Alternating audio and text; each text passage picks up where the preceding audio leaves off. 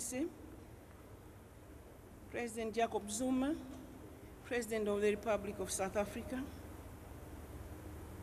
Mama Graça Machel, Mama Winnie Madikizela Mandela, Your Royal Highness Prince Charles, Your Royal Highness Prince Albert of Monaco, Your Royal Highness King of Lesotho, the Mandela family, Your Excellencies, heads of state and government, members of the diplomatic corps, members of the clergy, distinguished ladies and gentlemen, it is with a deep sense of humility that I accepted to come and be part of this event today. I stand before you to join you, the people of South Africa and the world, to mourn the loss of a great leader, former President Nelson Mandela. I join you, the people of this rainbow nation, to celebrate a life of one of Africa's unique leaders who gallantly fought for freedom and peace for this great country and the world. The first time I was privileged to meet President Mandela was during his visit to Malawi after his release from prison, when he came to meet President Banda. I was amazed with his humility and the great sense of leadership around him. And in 1996, I was further privileged to be invited to visit Robben Island together with a team of Malawians.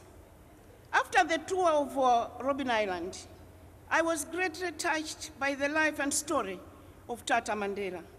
And since then, I sought to know and understand this great son of Africa. I read and read about anything I could lay my hands on about him. In 1997, I met Tata Mandela at a conference for smart partnership at Kasane in Botswana. I was inspired by this great leader who was focused, calm, and collected. A few years later, I had an opportunity to visit Tata Mandela and Mama Graça Machel at their home in Johannesburg. We had a very moving conversation. I was deeply touched by his spirit of forgiveness, his passion to put people first, and courage. These attributes have greatly influenced my life. Allow me to share that moment because it is important. I walked into that house and Mama Graça was standing facing me, and I thought he was taking me to a room where then after that he was going to go and collect Madiba. I walked into the room not knowing that he was already sitting there. And when I turned and saw him, my first reaction was to run out. And as I was running out, the picture that I have that has been showing in Malawi this past week is Mama Graça pulling me back towards him.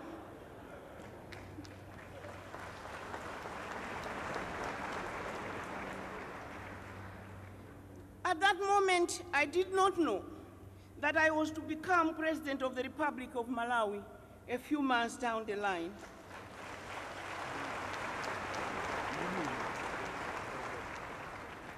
At the moment I became President of Malawi, I had been isolated, humiliated, called names, an assassination attempt on my life.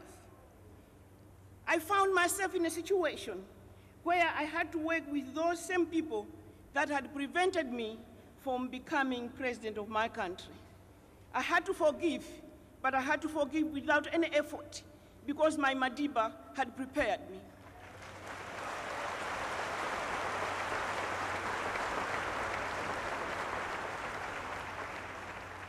Tata's courage, determination, love, and passion for his people inspired me on my journey to becoming the first woman president of this region.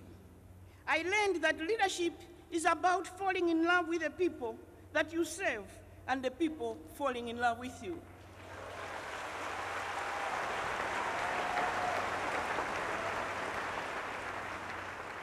It is about serving the people with selflessness, with sacrifice, and with the need to put the common good ahead of personal interest.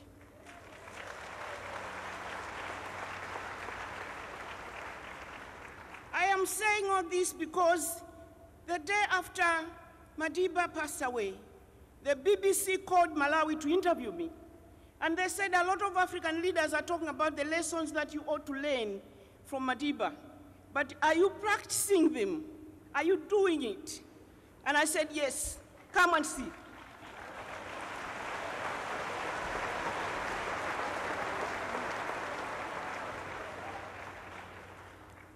Distinguished ladies and gentlemen, today I stand before you on behalf of our region, our family, our SADC, to extend a collective hand of comfort to the Mandela family, the government of the Republic of South Africa, the African National Congress, and to all South Africans on this irreplaceable loss of one of its true sons, Tata Madiba. The passing of our President Mandela is not only a loss to South Africa, but also to the SADC region, and indeed to the world. As we celebrate the life of this icon, it is also time to take stock of the things that Tata Madiba taught us during his time. I know that much has already been said, but Tata, by those whose lives have been touched and inspired by his work, I need to add a few words. The SADC region will remember him for his wisdom and statesmanship, his humility and sense of humor, and his servant leadership style. Tata Madiba believed that all people are created equal before God. The way he conducted himself, he saw no boundaries in this region, between and among the countries where we live. He championed the freedom of not only South Africans, but all of us Africans. Tata Madiba taught us that even when the challenges of life seem insurmountable, with courage and determination, we can overcome the evils of our societies. The struggle Tata Madiba led against the apartheid system was not just a struggle against racial inequality, but a struggle against all forms of oppression against humanity, a struggle for democracy and human dignity. It was the struggle for the emancipation of the youth. It was the struggle for the social security of children.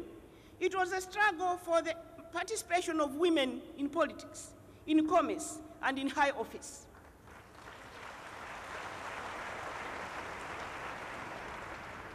It was a struggle to overcome poverty, and yes, it was a struggle for Africa's freedom. We in the SADC region will remember Tata as a great reformer who championed the cause of humanity, deepened democracy, and dedicated his life to selfless service. A man who worked tirelessly to promote national, regional, and world peace. We in the SADC region, whilst mourning his death, we also see this as an opportunity to celebrate the life of a great statesman, an icon from our own region. The life of Tata Mandela will continue to inspire those of us left behind to promote peace and security, deepen regional integration, and work to support one another, as it was during the fight against apartheid. We will strive to emulate President Mandela's stature and spirit so that his legacy can live on. The ideals of political, social, and economic emancipation that he stood for will inspire us forever as a region. In conclusion, I believe I'm speaking for many within the region. Tata's words are still echoing in our minds. His call to get millions of young people in the region decent jobs. His call to get millions of our women and men out of poverty, deprivation, and underdevelopment. His call to get food for the hungry, to eradicate preventable diseases, to let people find their voice, and restore their dignity. These words will inspire Sadiq long after Tata Madiba is gone. Our dear father and compatriot, Tata Nelson Mandela, fought a good fight, and he finished the race well. As an African woman and leader, I wish to acknowledge Mama Winnie Madikizela Mandela for her efforts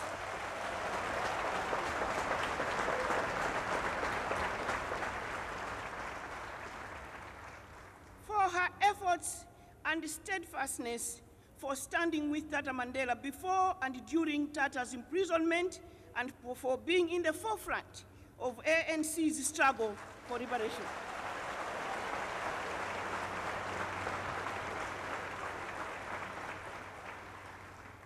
And to you, Mama Grasa Machel, I wish to thank you for your visible love and care for our Madiba during the last days of his life.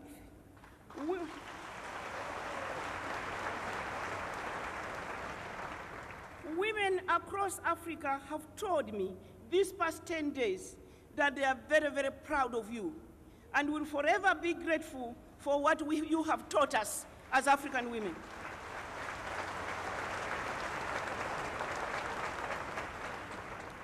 Allow me to talk to both of you, Mama Mandela and Mama Graça, that the love and tolerance you have demonstrated before the whole world during the funeral has shown us that you are prepared to continue with our Madiba's ideals.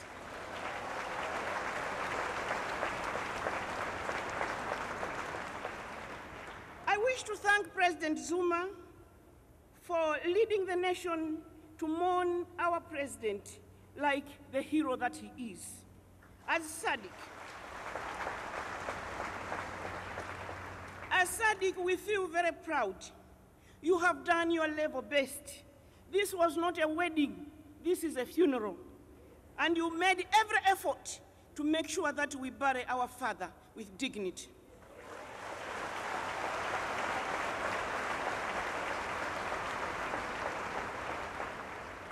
In the same spirit, I wish to therefore appeal to you, President Zuma, and under your leadership, all South Africans, to make this appeal that you remain united and continue to be a rainbow nation. For this is what Tata Madiba cherished. It is our hope and prayer that South Africa will remain a country of all people, regardless of race, color, religion, and tribe.